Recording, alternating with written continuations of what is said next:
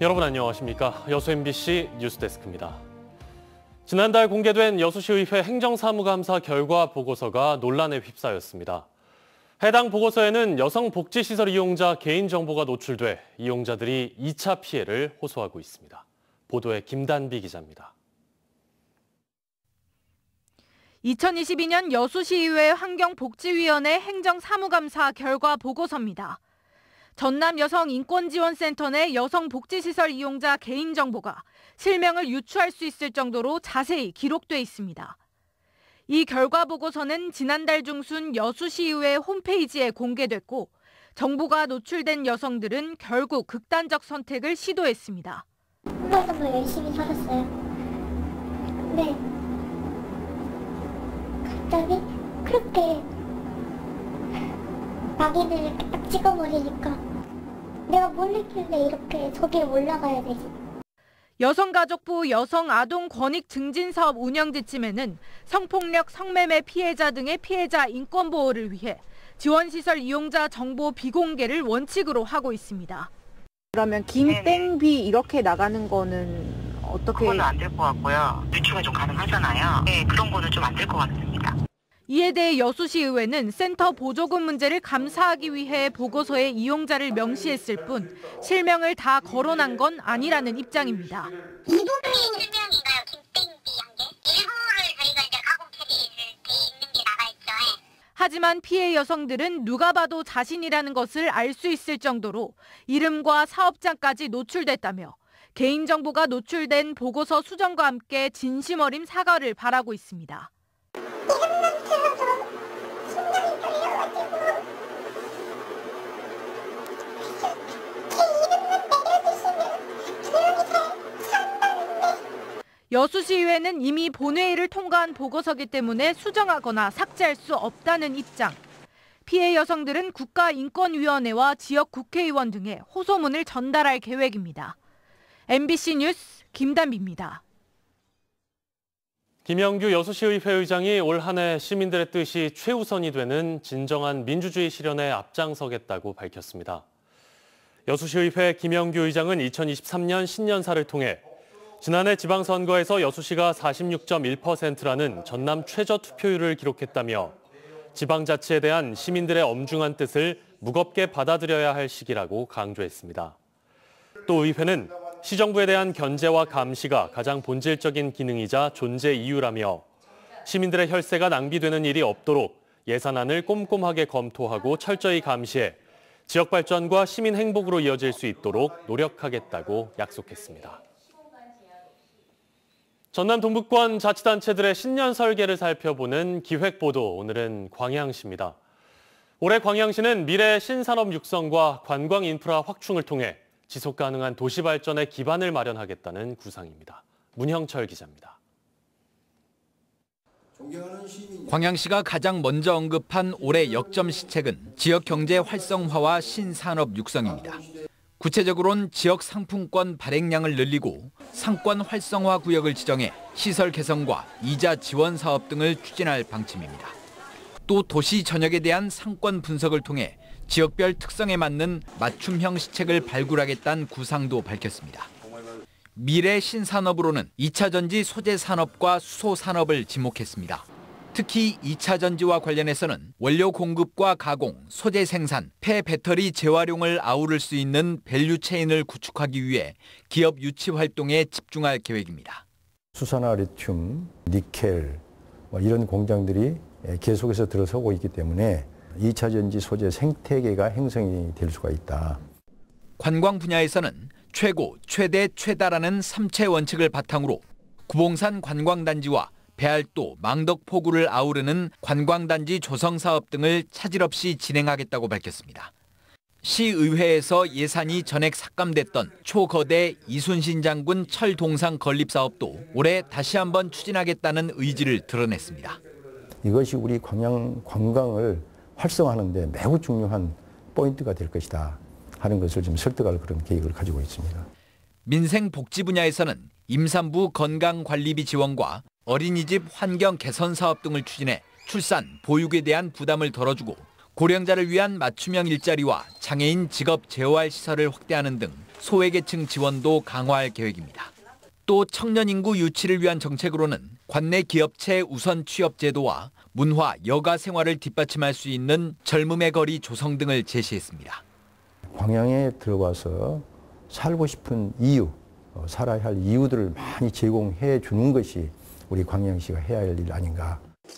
이와 함께 광양시는 매실 가공식품 개발과 고소득 작목 발굴, 농산물 온라인 판매 플랫폼 구축 등을 통해 농촌에 새로운 활력을 불어넣겠다고 밝혔습니다. MBC 뉴스 문형철입니다. 부산과 목포 등 경부선과 호남선에만 운영하고 있는 SRT를 여수에서도 이용할 수 있게 됐습니다. 국토교통부는 연내 여수와 포항, 창원 등 3개 노선에 SRT를 추가 투입한다고 밝혔습니다.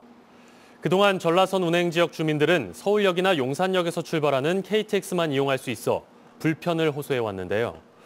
SRT 전라선 투입을 위해 노력해온 김회재 의원은 국토부의 결정을 환영한다며 철도교통 편의 증진을 위해 조기에 추진돼야 한다고 강조했습니다. 5.18 민주화운동이 빠진 현 정부의 개정 교육과정에 대한 정치권과 지역사회의 반발이 확산하고 있습니다. 5.18이 삭제되면 광주와 국민들의 고통이 끝나지 않고 국민들이 또다시 분열될 것이라며 당장 수정돼야 한다고 목소리를 높였습니다. 한신구 기자의 보도입니다. 민주주의의 근간을 뒤흔들고 자랑스러운 민주주의 역사가 퇴색할 것이다. 광주난 국회의원들은 5.18 정신 계승을 공약했던 윤석열 정부가 개정 교육과정에 5.18을 삭제해서 희생자와 광주, 국민에게 아픔을 주고 있다며 5월 정신의 훼손을 반드시 막아내겠다고 강조했습니다. 자랑스러운 민주주의 역사는 퇴색할 것이고 국민은 또다시 분노하게 될 것입니다. 국회 교육위원회 소속 야당 의원들도 교육부는 의도된 것이 아니라고 해명하지만 현 정부의 입맛에 맞게 교육과정이 급격히 뒤집히고 있는 것이라면서 궁색하고 무책임하기 그지없다고 꼬집었습니다. 대한민국을 아프게 하고 우리 아이들과 학부모님들은 물론 정치와 역사를 배신한 일입니다. 우리 역사에서 있을 수 없는 일이 벌어졌습니다. 강기정 광주시장과 김영록 전남지사는 대한민국 역사를 부정하는 행위라며 책임자 사과와 함께 원상회복을 촉구했고 광주시의회와 정의당도 4.19 혁명과 6월 민주항쟁은 그대로 둔 채 5.18만 제외한 것은 특정 의도가 있는 것이 아니냐는 지적을 피할 수 없다고 지적했습니다. 5.18 기념재단을 비롯한 5월 단체와 지역 시민사회단체의 반발도 이어졌습니다. 민주주의의 훼손이자 교육과정의 퇴행이고 미래를 지워버린 것이라면서 국민 앞에 사죄하고 당장 수정해야 한다고 강조했습니다. 교육과정에 5.18 민주화 운동 내용을 복원시키고 재발 방지안을 제시하라. 이정선 광주시 교육감과 김대중 전남교육감도 민주화 운동 교육의 약화를 초래할 것이라면서 전국 시도 교육감과 연대에 대처하는 한편 학생들의 인권과 역사 교육에 더욱 최선을 다하겠다고 말했습니다. MBC 뉴스 한신구입니다. 농어촌 지역 학생 수는 갈수록 줄고 있는데요. 전남의 한 작은 초등학교에서 졸업생들에게 송아지를 장학금으로 줘 눈길을 끌고 있습니다. 40년 넘게 이런 전통이 유지되고 있다는데 박종호 기자가 취재했습니다. 송아지를 화물칸에 실은 트럭이 초등학교에 들어옵니다. 올해 졸업을 앞둔 학생 2명에게 장학금 대신 전달될 암송아지입니다. 저 좀 새롭고 신기해요. 소를 받는다는 게 거의 이 학교에서만 진행되는 일이니까 좀 신박하다고 생각해요. 제 소기도 하고 좀 구경 갈 생각이 있습니다. 전남 완도 화흥초등학교 졸업생들이 장학회를 만든 것은 지난 1976년. 지역 인재 육성을 위해 기금을 마련한 뒤 당시 귀했던 송아지를 구입해 졸업생들에게 장학금 대신 줬습니다. 지금까지 240여 마리의 송아지가 학생들에게 전달됐습니다. 3년 동안 소를 키운 뒤 송아지를 낳으면 이 가운데 한 마리를 다시 장학금으로 내놓는 구조로 40년 넘게 이 같은 전통이 이어져 오고 있습니다. 송아지를 사서 각 농가에서 키워가지고 3년에 한 마리씩 다시 내놓는 이런 제도가 지속적이고 연속적으로 가는데 좋겠다. 전교생이 39명까지 줄어든 전남 완도 화흥초등학교. 학생 수 감소를 막고 지역 인재를 육성하기 위해 지역민들이 똘똘 뭉치고 있습니다. MBC 뉴스 박종호입니다. 지난해 전남 지역 사망자 수가 역대 최저 수준을 기록했습니다. 전라남도에 따르면 교통사고 사망자는 200명으로 통계를 시작한 1977년 이래 가장 적었고 교통사고 건수도 8,346건으로 1년 전보다 386건 줄었습니다. 전라남도는 2018년부터 교통사고 사망자 절반 줄이기 시책을 추진해 2017년 387명이던 사망자가 200명으로 48% 감소했고 최근 4년간 어린이 보호구역 내 어린이 교통사고 사망자는 단 한 명도 발생하지 않았다고 밝혔습니다.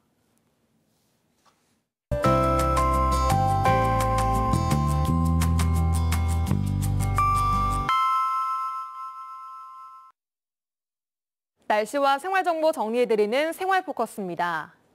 순천 청암고등학교에서 4명의 학생이 2022년 9급 공무원 선발시험 일반 행정직렬에 합격했습니다. 공무원반 담당 교사는 코로나19로 어려운 환경 속에서도 열심히 공부해준 학생들이 좋은 결과를 거두어 기특하고 기쁘다고 소감을 밝혔습니다. 여수 수호초등학교 전교 학생자치회에서 넉 달 동안 모은 우유급식의 우유팩을 휴지로 교환해 이를 아동복지시설 3회원에 기부했습니다. 학교 측은 자원 재활용과 기부를 통해 학생들이 환경보호와 나눔의식을 배운 계기가 됐다고 설명했습니다. 전라남도가 사회적 경제기업의 일자리 창출과 안정화를 위해 재정 지원에 나섭니다.